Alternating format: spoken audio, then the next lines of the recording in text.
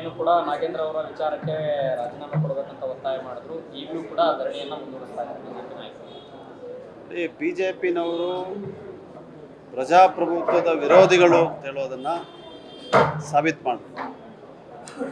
ಸದನವನ್ನು ನಡೆಯೋಕ್ಕೆ ಬಿಡದೆ ರಾಜ್ಯದಲ್ಲಿ ಇರುವಂಥ ಬರ ಪರಿಸ್ಥಿತಿ ಬಗ್ಗೆ ಚರ್ಚೆ ಮಾಡಲಿಕ್ಕೆ ಮುಂದಾಗದೆ ಇವತ್ತು ರಾಜ್ಯದ ಜನತೆಯ ಹಿತವನ್ನು ಕಾಪಾಡೋದ್ರಲ್ಲಿ, ರಕ್ಷಣೆ ಮಾಡೋದರಲ್ಲಿ ಪೂರ್ಣವಾಗಿ ವಿರೋಧ ಪಕ್ಷದ ಜವಾಬ್ದಾರಿಯನ್ನು ನೆರವೇರಿಸುವುದರಲ್ಲಿ ವಿಫಲರಾಗಿದೆ.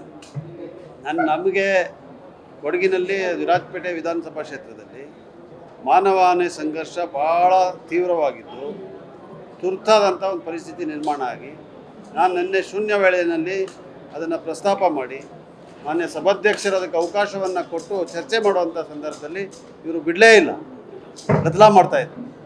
ಇಂಥ ವಿಚಾರ, ಪ್ರಾಣಹಾನಿ ಆಗ್ತಾ ಇರುವಂಥ ವಿಚಾರ, ಮನುಷ್ಯನ ಪ್ರಾಣಕ್ಕಿಂತ ಇವರಿಗೆ ರಾಜಕಾರಣ ದೊಡ್ಡದಾಗಿದೆ. ಇವರು ಜನ ಸಾಯಬೇಕು, ಅದ್ರ ಮೇಲೆ ಇವರು ತಾಂಡವಾಡಬೇಕು, ಇವರು ರಾಜಕಾರಣ ಮಾಡಬೇಕು ಹೇಳುವಂಥ ಮನಸ್ಥಿತಿ ಇರುವಂಥವ್ರು ಬಿ ಜೆ ಪಿ.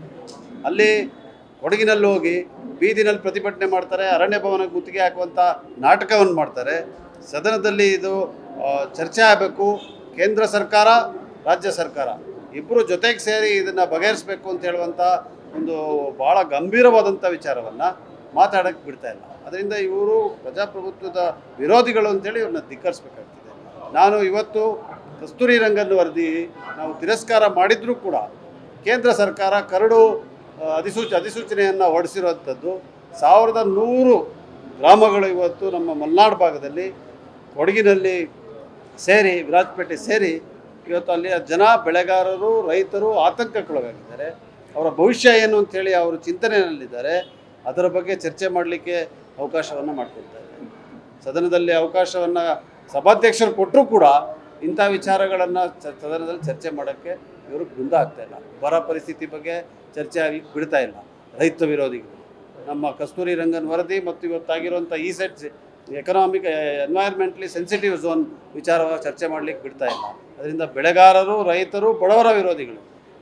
ಮತ್ತು ಮುಂದೆ ನಮ್ಮ ಮಾನವಹಾನಿ ಸಂಘರ್ಷ ಬಗ್ಗೆ ಚರ್ಚೆ ಮಾಡಲಿಕ್ಕೆ ಹೋಗ್ತಾರೆ. ಅದರಿಂದ ಈ ರೀತಿಯಾದಂಥ ಒಂದು ವರ್ತನೆ ನಿಜವಾಗಲೂ ಯಾವ ಜನಪ್ರತಿನಿಧಿಗೂ ಕೂಡ ಶೋಭೆ ತರೋದಿಲ್ಲ. ಇದನ್ನು ಕೈಬಿಟ್ಟು ಅವರು ಮುಂದಾಗಬೇಕು, ಚರ್ಚೆಗೆ ಮುಂದಾಗಬೇಕು. ಎಲ್ಲ ವಿಚಾರದಲ್ಲಿ, ನಾಗೇಂದ್ರ ಅವರ ವಿಚಾರದಲ್ಲೂ ಕೂಡ ಚರ್ಚೆಗೆ ನಾವು ಸಿದ್ಧರಾಗಿದ್ದೀವಿ. ರಾಜ್ಯ ಸರ್ಕಾರ ಸಿದ್ಧವಾಗಿದೆ, ಗೃಹ ಸಚಿವರು ಸಿದ್ಧರಾಗಿದ್ದಾರೆ. ಇದಕ್ಕೆ ಉತ್ತರ ಕೂಡ ಕೊಡ್ತೀವಿ, ಚರ್ಚೆಗೆ ಕೂಡ ಮುಂದಾಗ್ತೀವಿ ಅಂಥೇಳಿ ನಾವು ಅವ್ರಿಗೆ ಹೇಳಿದ್ರು ಕೂಡ ಅವರು ಅದನ್ನು ಒಪ್ಪಕ್ಕೆ ತಯಾರೇ ಇಲ್ಲ. ಅಂದರೆ ಇವರು ಚರ್ಚೆನೇ ಬೇಡ ಇವರಿಗೆ. ನಾಗೇಂದ್ರ ರಾಜೀನಾಮೆ ಅಂದರೆ ರಾಜೀನಾಮೆ ಯಾಕೆ ಕೊಡಬೇಕು, ಚರ್ಚೆ ಆಗಬೇಕಿಲ್ಲ. ನಮ್ಮ ಉತ್ತರದಲ್ಲಿ ಏನಾರೇ ಅವರು ತಪ್ಪು ಕಂಡುಹಿಡಿದ್ರೆ ಅದ್ರ ಬಗ್ಗೆ ಚರ್ಚೆ ಮಾಡಿ, ಆ ಜನಕ್ಕೆ ಗೊತ್ತಾಗಲಿ ಏನು ವಿಚಾರ ಅಂತೇಳಿ, ಜನಕ್ಕೆ ಬಹಿರಂಗ ಆಗಬೇಕು ಇವ್ರದ್ದು ಏನಿದೆ ಅಂತೇಳಿ. ಅದನ್ನು ಮಾಡೋಕ್ಕೆ ಸಿದ್ಧ ಇಲ್ಲ. ಇವತ್ತು ಬಿಡದಿ ವಿಚಾರವನ್ನು ಕೂಡ ಮಾನ್ಯ ಸಭಾಧ್ಯಕ್ಷರು ಚರ್ಚೆಗೆ ಅವಕಾಶ ಕೊಡ್ತೀನಿ ಅಂತ ಹೇಳಿದ್ದಾರೆ. ಈಗ JDS ಮೈತ್ರಿ ಪಕ್ಷ ಅವರು ಚರ್ಚೆ ಮಾಡಬೇಕು, ಆದರೆ ಇವರ ಗದ್ದಲದಲ್ಲಿ ಅವರು ಕೂಡ ಮುಳುಗೋಗ್ಬಿಟ್ಟಿದ್ದಾರೆ. ಅದರಿಂದ ಈ ರೀತಿಯಾದಂಥ ಪರಿಸ್ಥಿತಿಯನ್ನು ಭಾಳ ಕ್ಷುಲ್ಲಕವಾದಂಥ ರಾಜಕಾರಣ ಮಾಡಿ ನಿರ್ಮಾಣ ಮಾಡಿದ್ದಾರೆ. ಈಗಲೂ ಕೂಡ ನಾನು ಅವರಲ್ಲಿ ಮನವಿ ಮಾಡ್ತೀನಿ, ದಯವಿಟ್ಟು ಇದರಿಂದ ಹಿಂದೆ ಬಂದು ಸದನವನ್ನು ಸುಗಮವಾಗಿ ನಡೀಲಿಕ್ಕೆ ಅವಕಾಶ ಮಾಡಿಕೊಡಿ. ನಿಮ್ದು ಏನೇ ವಿಚಾರಗಳಿದ್ದರೂ ಕೂಡ ಅದು ಚರ್ಚೆಗೆ ಸರ್ಕಾರ ಸಿದ್ಧ ಇದೆ. ಅದಕ್ಕೆ ಉತ್ತರ ಕೊಡಲಿಕ್ಕೆ ಸಚಿವರು ಸಿದ್ಧರಿದ್ದಾರೆ, ಮುಖ್ಯಮಂತ್ರಿಗಳು ಕೂಡ ಸಿದ್ಧರಿದ್ದಾರೆ. ಸಂಸತ್ತಿನಲ್ಲಿ ಶಿಕ್ಷಣ ಸಚಿವರು ಧರ್ಮೇಂದ್ರ ಪ್ರಧಾನ್ ಅವರ ರಾಜೀನಾಮೆ ವಿಚಾರವನ್ನು ಹಿಡ್ಕೊಂಡು ಈ ರೀತಿಯಾದಂಥ ವಿಂಡಿಕ್ಟಿವ್ ರಾಜಕಾರಣವನ್ನು ಮಾಡ್ತಾರೆ. ಧರ್ಮೇಂದ್ರ ಪ್ರಧಾನ್ರವರ ವಿಚಾರದಲ್ಲಿ ಕಾಂಗ್ರೆಸ್ ಪಕ್ಷ, ವಿರೋಧ ಪಕ್ಷ ಚರ್ಚೆಗೆ ಸಿದ್ಧವಾಗಿತ್ತು. ಸದನದಲ್ಲಿ ಚರ್ಚೆಗೆ ಅವಕಾಶ ಕೊಟ್ಟಿರಲಿಲ್ಲ. ಲಾಠಿ ಚಾರ್ಜ್ ಬಗ್ಗೆ ಚರ್ಚೆಗೆ ಸಿದ್ಧರಾಗಿದ್ದರು, ಅವರು ಅವಕಾಶ ಕೊಟ್ಟಿಲ್ಲ. ಆಡಳಿತ ಪಕ್ಷದವರು, ಸಭಾಧ್ಯಕ್ಷರು ಅವಕಾಶ ಕೊಟ್ಟಿಲ್ಲ. ಅದಕ್ಕೆ ಪ್ರತಿಭಟನೆ. ಇಲ್ಲಿ ಬನ್ನಿ ಚರ್ಚೆಗೆ ಅಂತ ಹೇಳಿದ್ರೆ ಚರ್ಚೆ ಮಾಡದೆ ಪ್ರತಿಭಟನೆ. ರೆಸೊಲ್ಯೂಷನ್ ಮಾಡಿ, ಅಲ್ಲ ಮೋಷನ್ ಮೂವ್ ಮಾಡಿ, ನೀವು ಅಡ್ಜರ್ಮೆಂಟ್ ಮೋಷನ್ ಮೂವ್ ಮಾಡಿ ಅಥವಾ 69 ಮಾಡಿ ಇಂಥ ಮಾಡೋದಿಲ್ಲ. ಎಲ್ಲ ಪ್ರಕ್ರಿಯೆಯನ್ನು ಗಾಳಿಗೆ ತೂರಿ ಈ ರೀತಿಯಾಗಿ ಹೊರಿಸ್ತಾ ಇದ್ದಾರೆ. ಅದರಿಂದ ಇದು ರಾಜ್ಯದ ಜನತೆ, ದೇಶದ ಜನತೆ ಇದನ್ನು ಗಮನಿಸ್ತಾ ಇದ್ದಾರೆ.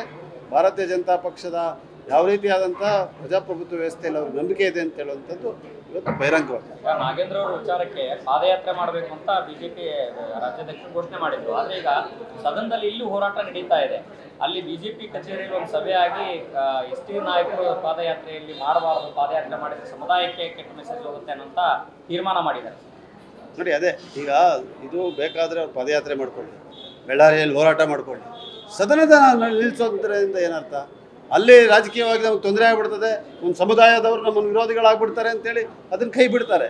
ಅಂದರೆ ಯಾವ ರೀತಿಯಾದಂಥ ರಾಜಕೀಯಕ್ಕೆ ಇವತ್ತು ಅವರು ಮುಂದಾಗಿದ್ದಾರೆ ಅಂತ ಹೇಳೋದು ಸ್ಪಷ್ಟವಾಗಿದೆ. ಮತ್ತೊಂದು ಮುಖ್ಯಮಂತ್ರಿಗಳೀಗ ಚೆನ್ನೈ ಪ್ರವಾಸ ಹೋಗ್ತಾ ಇದ್ದಾರೆ ಸರ್, ದಕ್ಷಿಣ ರಾಜ್ಯಗಳ ಮುಖ್ಯಮಂತ್ರಿಗಳ ಸಮ್ಮೇಳನ.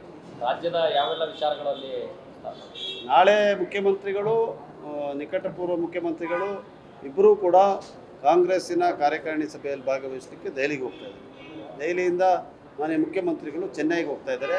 ಅಲ್ಲಿ ಅಂತಾರಾಜ್ಯ ವಿಚಾರಗಳು ಮತ್ತು ಯಾವ ರೀತಿ ನಾವು ಇವತ್ತು ಒಕ್ಕೂಟದ ವ್ಯವಸ್ಥೆಯಲ್ಲಿ ಬೇರೆ ಬೇರೆ ರಾಜ್ಯಗಳು ಜೊತೆಗೆ ಕೈ ಜೋಡಿಸಿ ಕೆಲಸ ಮಾಡಬೇಕು ಅಂತ ಹೇಳುವಂಥದ್ದು, ಬಹುಶಃ ನೀರಿನ ಹಂಚಿಕೆ ಇರ್ಬೋದು, ಗಡಿ ವಿವಾದಗಳಿರ್ಬೋದು, ಇದೆಲ್ಲವನ್ನು ಕೂಡ ಚರ್ಚೆ ಮಾಡುವಂಥ ಒಂದು ಮಹತ್ವವಾದಂಥ ಒಂದು ಕಾನ್ಫರೆನ್ಸ್ ಇದಾಗಿರ್ತದೆ. ಅದರಲ್ಲಿ ಮಾನ್ಯ ಮುಖ್ಯಮಂತ್ರಿಗಳು ಭಾಗವಹಿಸ್ತೇವೆ ಅನ್ನೋದು ನಿಜವಾಗ್ಲೂ ಸ್ವಾಗತ. ತಮಿಳುನಾಡು ಮತ್ತು ಕರ್ನಾಟಕದ ವಿಚಾರ, ಕಾವೇರಿ ವಿಚಾರಕ್ಕೆ, ಈ ಮೇಕೆದಾಟು ವಿಚಾರಕ್ಕೆ ಸೇರಿದಂತೆ ಈ ಅನೂರು ಪ್ರಕರಣದ ವಿಚಾರಕ್ಕೂ ಕೂಡ ತಮಿಳುನಾಡವರು ಮಾತಾಡಿದ್ದಾರೆ. ಈ ಎಲ್ಲ ವಿಚಾರಗಳಲ್ಲಿ ಏನು ಪ್ರಸ್ತಾಪ ಮಾಡ್ತಾರೆ ಸರ್ ಮೇಕೆದಾಟು? ನೋಡಿ, ಅನ್ನೂರು ವಿಚಾರದಲ್ಲಿ ತಮಿಳುನಾಡವ್ರು ಮಾತಾಡುವಂಥದ್ದೇನೂ ಇಲ್ಲ. ಅಲ್ಲಿ ಏನಾಗಿದೆ ಅದರ ಬಗ್ಗೆ ತನಿಖೆ ನಡೀತಾ ಇದೆ. ಅಲ್ಲಿ ನಮ್ಮ ಪೊಲೀಸರು ಸಮರ್ಥರಿದ್ದಾರೆ, ಅರಣ್ಯ ಇಲಾಖೆ ಸಮರ್ಥರಿದ್ದಾರೆ, ಅವರು ತನಿಖೆಯನ್ನು ಮಾಡಿಕೊಳ್ತಾರೆ.